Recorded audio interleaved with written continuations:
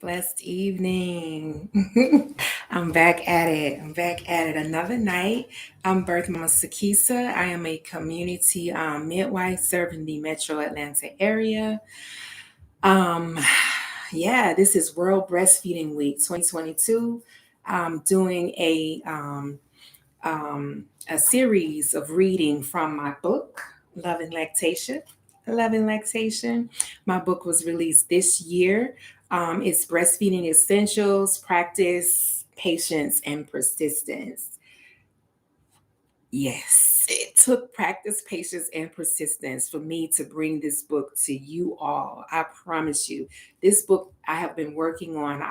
Began working on it in 2016 when I completed working and serving in lactation clinic. I had been working in lactation clinic for about 3 to 4 years in four different offices, two midwifery offices, and then two OBGYN offices here in Metro Atlanta area. Before that, I was a WIC breastfeeding counselor. I was a certified lactation counselor as well. And that's where I did the clinical work. I helped work with hundreds and hundreds of families and help them with their breastfeeding issues and concerns, support groups, the whole gambit, you name it. So yeah, when I was finished doing lactation work professionally, I decided that I wanted to just download all that information and compile it into a user-friendly guide based on questions that many families had asked me over the years. So I just compiled all that information into this user-friendly, easy-to-read book. This specific one is dedicated to a dear friend of mine. She was my first birth assistant. Her name was Yolanda Shiphrah Kadima. And this book is dedicated to her. This is an exclusive edition. There are only 200 copies of this specific book. This book can only be purchased directly through me. They live here in my home. I think I have a little over 100 copies remaining of this book right now. And when those are gone, that's it. There won't be any more copies of this specific one, exclusive edition. The dedication at the front of the book is written by her husband. Um, and so, just a synopsis of her life story and her journey. She was also a IBCLC International Board Certified Lactation Consultant. She was a childbirth educator. Childbirth educator, I should say that, a doula, and an aspiring midwife. She was a student. Like I said, she was my very first um, midwife assistant, and yeah, her legacy lives on through her children. Her husband has lifted up a foundation in her name called the Yolanda Shiphrah Kadima Foundation. You'll see the link in the comments below. Please check out the website, give a donation, help fund the research. A part of her uh, challenges in childbirth was hyperemesis. That's a whole conversation for another day. And her husband is really wanting to find a cure for hyperemesis. Many women suffer with that. It is profuse vomiting in pregnancy where you just really struggle to hold any food down. So that was one of the conditions that she was challenged with in several of her pregnancies. But she birthed a set of twins, which via C-section, and a few days shortly after she transitioned. So this book is dedicated to you, my love. Um, you know, rest in powers to you and abundant blessings to your family. So, without further ado, tonight I want to read to you all about the do's and don'ts of breastfeeding, right? So, let's get to it. We've been on a roll. I'm feeling really good about myself. We done made it to day 5, y'all. You know how hard that is to do in the midwifery world? You don't even know. Okay? You don't even know how it be going out here in these birth streets. I said I'm gonna write a book called These Birth Worker Streets because the phone be ringing, these babies be coming any time of the day or night. But we are pushing through. We are at day 5, and tonight we're going to read about the do's and don'ts of breastfeeding from my book. All right. So the last time the chapter was kind of long, but tonight we should be able to wrap this up in my goal of 15 minutes. So let's get to it. Okay. During pregnancy, many women believe in the myth that they are eating for two. Myth. The idea can directly cause women to overeat, resulting in gestational diabetes, pregnancy induced hypertension, and several other pregnancy related conditions. As a lactation consultant, I find that families tend to be more concerned about what the mom consumes while breastfeeding, while, while breastfeeding than while pregnant. This is unfortunate as a mother's diet during pregnancy directly affects the growth and development of her baby. Even her thoughts have great potential to impact the baby due to the biochemical response described in chapter 4. If a woman is releasing a great amount of stress related hormones in pregnancy, the baby is more likely to be whiny and clingy. On the contrary, when a woman releases more endorphins, her baby tends to be more secure, content, and happy. We love those babies, right? Excuse me. There are many myths surrounding what a breastfeeding mother should and shouldn't consume in fear of causing harm to either her baby or her milk supply. Myths such as a breastfeeding mother should not eat beans, sweets, or spicy foods. She shouldn't drink alcohol, sodas, or coffee. These concerns can discourage women from breastfeeding. Trust me, they do. I've had mamas be like, I want to I don't want to eat healthy. I want to eat my hot wings. I want to drink my wine. I want to smoke my weed. That's why I'm not breastfeeding. My sister. Let me continue. You shall see. Unlike pregnancy, breastfeeding grants more deviation from an otherwise healthy diet and does not impact the health of baby. Breast milk production involves a more elaborate filtration process whereby fewer toxins and waste materials reach the baby's bloodstream. On the contrary, a continuous unhealthy diet will eventually impact the mother's health, right? So you can eat relatively unhealthy if if that's your normal diet, and still continue to produce milk. You don't necessarily have to have this organic vegan type of diet to breastfeed, but understand that there are mutual health benefits in eating healthy for both you and baby, right? You can, if you eat crap, you're gonna feel like crap, period. You got to have a healthy balance in your diet, right? Breastfeeding or not. It's just the way it is. Alcohol, for example, when consumed in excess during pregnancy, can cause fetal growth restrictions and poor brain development.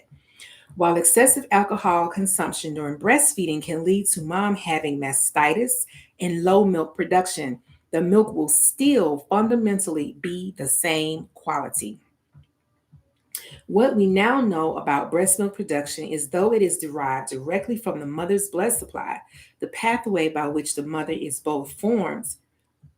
mm, by which by which the milk is both formed and delivered to the baby's bloodstream is armed with filters.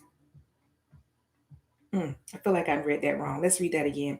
What we now know about breast milk production is, though it is derived directly from the mother's blood supply, the pathway by which the milk is both formed and delivered to the baby's bloodstream is armed with filters. Yes, it begins in the mother's mouth.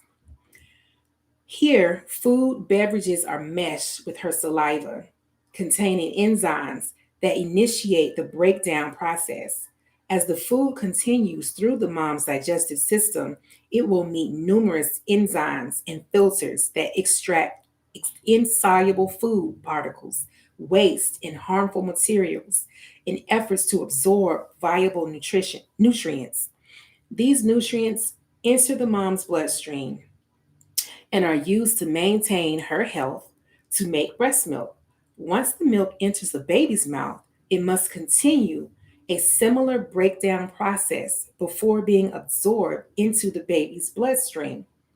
This intricate pathway greatly limits the amount of waste and toxins that enters the milk and increases the concentration of nutrients. Get it?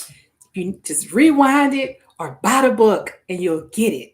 Okay. With this knowledge, much breast milk research has been explored to determine the concentration and efforts of food and beverages and beverage items, as well as pharmaceuticals. The, the results directly debunk any common food myths associated with breastfeeding. For example, it is widely believed that garlic consumption can make babies gassy and fussy. However, a controlled study involving breastfeeding mothers chosen to ingest a supplement of garlic before nursing revealed that babies actually had longer than average feeds with no signs of digestive discomfort afterwards. Babies in the garlic supplement group actually fed 20% longer and consumed more milk, indicating a preference for the taste of garlic.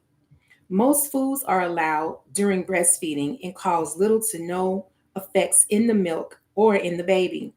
A breastfeeding mother is encouraged to eat similarly as she did during pregnancy.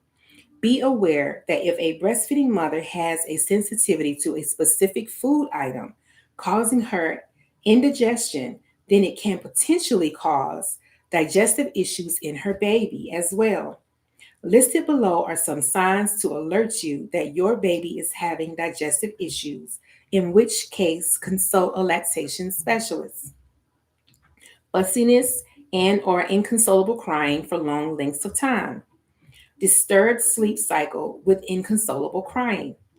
Consistent diarrhea, green stools, mucousy stool, or vomiting. Baby acne, eczema, hives, or rash.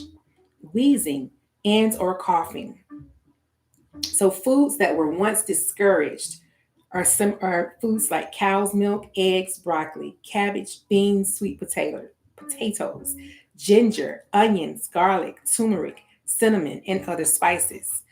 Are all believed by different people that it shouldn't be consumed while breastfeeding. These are myths.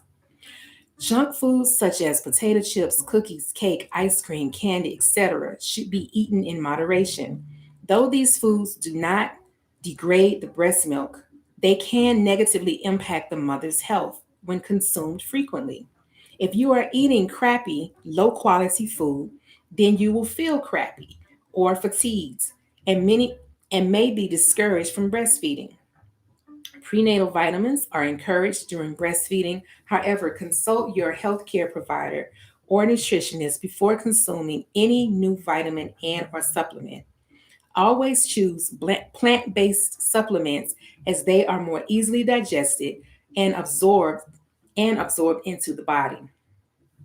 Okay, so from there we go on into foods allowed in moderation, um, and it moves into we're going to stop there, but it goes into detail about spicy foods, caffeine, herbs, cannabis. We talk about that in depth, alcohol, cigarettes, um, about birth control, um, things that you never should consume. It's also outlined and identified here. Things, not so much foods, but more so drugs that you should never consume. Things like street drugs, um, what do you call it? All these are street drugs: cocaine, heroin, inhalants, LSD, methamphetamines, opium. Come on now, PSP. These are things that you should not really be taking while breastfeeding because they do cross over into the breast milk and can cause injury and even death in the baby. That has been recorded, and women have actually been persecuted for doing drugs like methamphetamines and then breastfeeding, if you can believe that. But the point in that chapter is really to just free you to understand that there are far more foods and beverages that are allowed during breastfeeding. So if you like to know what those foods are, buy the book. click the link below. Go to my website, get you a signed autographed copy by me of my book, Love and Lactation. Um, and as I mentioned at the top, proceeds from the sales of these exclusive edition books will go to the Yolanda Shiphrah Kadima Foundation. So, as always, I hope you gained something of value from what I shared with you tonight. Um, yeah, I look forward to doing this with y'all again tomorrow. Peace and love, family. Good night.